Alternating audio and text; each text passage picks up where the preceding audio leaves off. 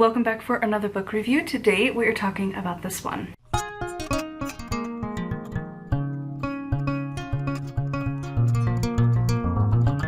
So this is Wisdom of the Wild, Life Lessons from Nature by Sheri Mabry.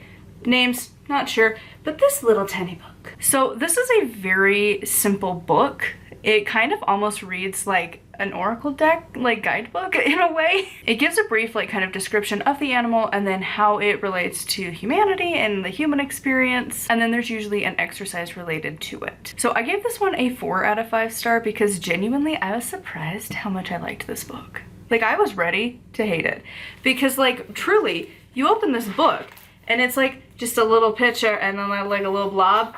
And then it's things to consider, how to connect in an affirmation. And that's it. Rinse and repeat. And it was just the most, I flipped through it and I'm looking at these pages oh, it's gonna be rough. And then I liked it. I don't understand it, but I actually thoroughly enjoyed this book. Somehow the simplicity of this book was actually something that I really needed at the time because, as you'll notice, I read a lot of books where we're going to be talking kind of in the same setting for a minute because I read 9 books while I was away. And so when you're handling a death, sometimes you really don't need very complicated books to go through. And this was a really good book. It's simplistic, but in a way that's very impactful. And a number of these exercises and concepts, I was actually though, it's one of those that it lingers in the mind, as it's sometimes the simplicity is what actually gets to you. And that was what happened with this book. A lot of these exercises, I don't know that I would necessarily do them all, but there are quite a few that I was if I did these exercises, I feel I would actually make some significant progress in my own practice, in my own life journey. And that's always a good thing. And again, the simplicity of it, I loved that part of it. And it's a really good resource if you're looking for that. If you want to connect with nature, because it's not just animals, it's not just plants, it's a little bit of everything. And again, it's not overly complicated. I surprisingly really liked it. So I would recommend this if you were really into mindfulness and meditation in a specific focus with nature. Honestly, I think you might need a little bit of background knowledge on obviously how to meditate, how to do mindfulness and, visualization, stuff like that. Also a little bit on yoga as well, because there are poses and things that are recommended. And I only knew a couple of them. I'm not very big into yoga. So it's one of those where you might need to do a little bit of additional research, you might need to know a little bit more, but often when you move into witchcraft spaces, you're also going to find mindfulness, and through mindfulness, usually you're going to find yoga.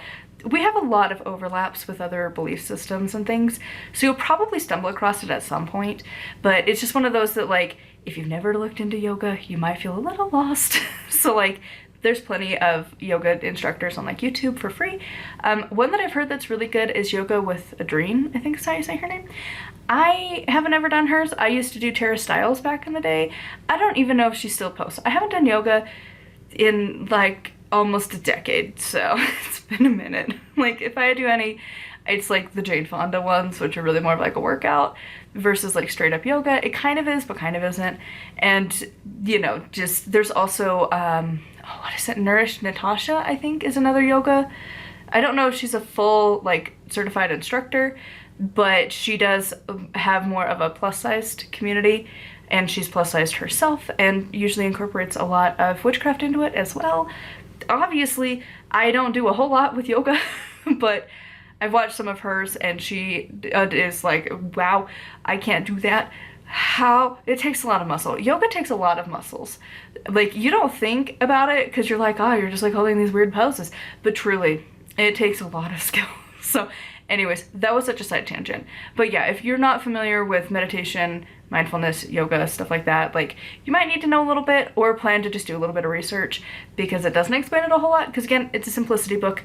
But that's why I love it, and I'm excited to get a copy one day. So anyways, I would love to know your thoughts on this one in the comments down below. As always, a huge thank you to my patrons. If you would like to support me and get access to exclusive content, it is patreon.com/nightwillowcrafts. Make sure to like, comment, and subscribe. I post every single day, and until next time, thank you so much for watching, and blessed be.